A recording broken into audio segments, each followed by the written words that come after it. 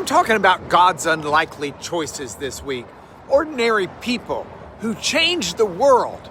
Think about it. The religious leaders in Jerusalem are furious. There are these uneducated fishermen, Peter, John, who are preaching boldly about the Lord, performing miracles and turning the city upside down. The leader baffled. How are these nobodies doing this?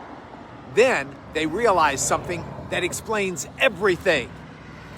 Acts 4 says, when they saw the courage of Peter and John and realized that they were unschooled, ordinary men, they were astonished and took note that these men had been with Jesus.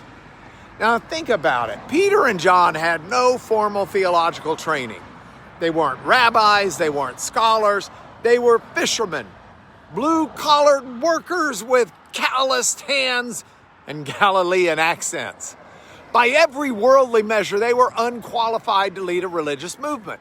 But they had something the educated elite did not have. They'd been with the Lord. And that proximity, that relationship, that time spent in His presence, that's what transformed ordinary fishermen into world changers. The credentials didn't matter. The degrees didn't matter. What mattered was, had they been with the Lord? I know a man who felt inadequate to lead a Bible study. I'm not a pastor, he said. Never went to seminary.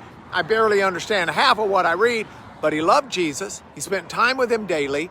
And when he taught, people's lives were changed. Why? Because being with the Lord matters more than degrees. I'm not saying degrees are unimportant.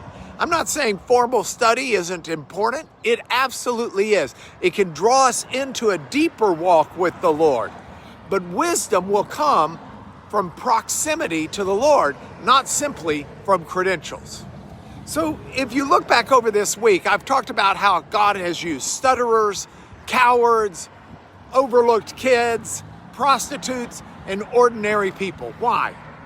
Because when weak, unlikely, ordinary people do extraordinary things, everybody knows it's God's power, not human ability. So today, stop waiting for perfect qualifications. Stop hiding behind, I'm not educated enough, gifted enough, impressive enough. Just be with the Lord. That's the only credential that matters. Jesus says, will you be with me? Answer that question and watch Him use you. Think about it.